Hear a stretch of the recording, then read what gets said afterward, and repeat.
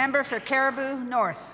Thank you, Madam Speaker, and my thanks to the Government House Leader for enabling me to stand this morning and speak for 7 minutes on a topic that would probably capture this House for many an hour, and that's the topic of our unconventional gas resources in British Columbia.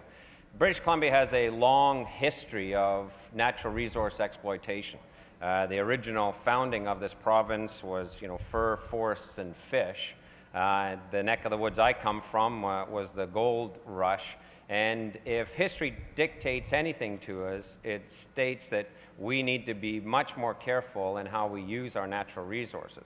And in particular, Madam Speaker, in a world in which natural resources are becoming further and further constrained, more difficult to obtain, more costly to obtain, and as our population grows, I think it's a fair discussion for legislators to have about any of our natural resources, about whether we have the right tax regime, whether we are pricing those natural resources appropriately, whether we're regulating the extraction of those natural resources appropriately, and in particular, whether the government subsidies are actually distorting the marketplace in a way that causes those natural resources to be exploited too quickly and in a way that actually damages the environment and impacts public health and safety.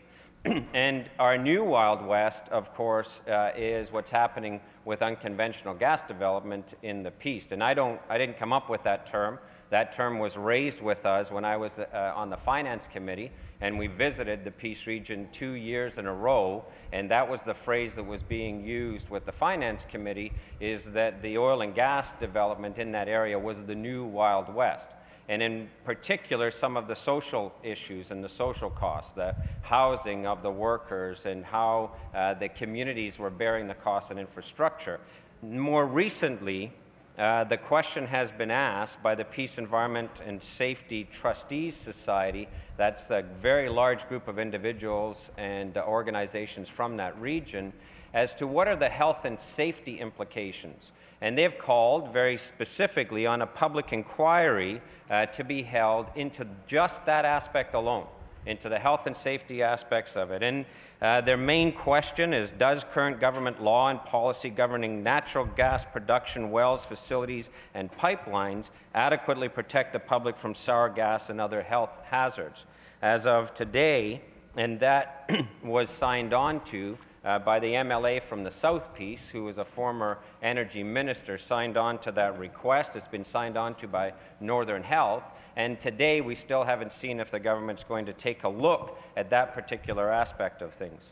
Now, the government indicates that one of the things that they believe is that this has been an exercise or a practice that has gone on for a very long time, has been done safely, and therefore it's a don't worry, be happy approach. But I'm sure, as government members know and opposition members know, shale gas development is a relatively new trifecta, to use the Minister of Finance's favorite word these days, of three things, that technologies that have come to bear: multi-well pads, horizontal drilling, so not just drilling down, but drilling very long ways horizontally, and then the use of hydraulic fracturing, or the pressurized use of water, toxins, and sand to create small seismic activity in those shale beds to open them up and allow the gas that's trapped in there to come out. That trifecta is what's new.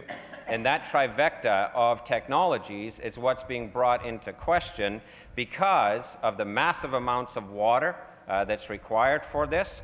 BC has taken pride in holding the two largest fracs in the world. The one done by Apache at Two Island Lake used 1 million cubic meters of water alone. 1 million cubic meters of water for that one frac alone. That's equivalent to about 390 Olympic swimming pools just to open up that one well bed. 274 successive fracs on 16 wells, 1.1 million pounds of sand was used, and about 5,000 cubic meters of toxins, one well pad.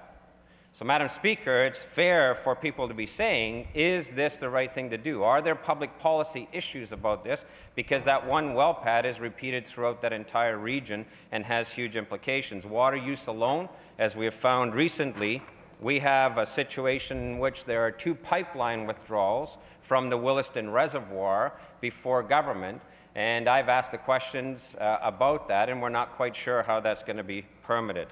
The issue we have, of course, is the Oil and Gas Commission is the regulatory body for this. It's a permitting body, but the Oil and Gas Commission does not have responsibilities for cumulative impacts. It doesn't look at the cumulative impact of this exercise on land, on water, on health and safety issues, on greenhouse gas emissions as well.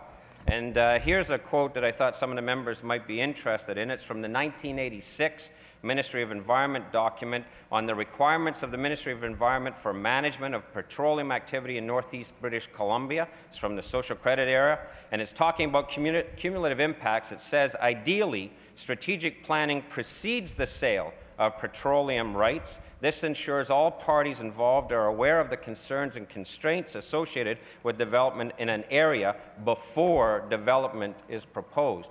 And Madam Speaker, that's really where the missing link is as we develop British Columbia's unconventional gas resources, particularly in the Peace region, is that we don't have an agency or an entity of government that is actually looking at the cumulative implications for water, for land, for health and safety, all of those things. And so the member from Delta South and I have been asking for a special committee of the Legislature to actually examine that. It's an appropriate public policy exercise for us.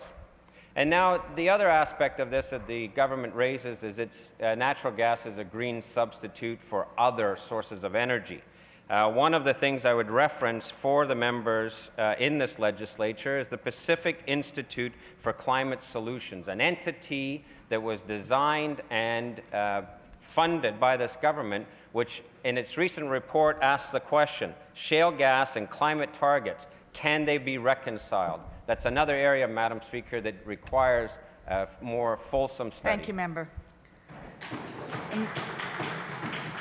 Member for Peace River North.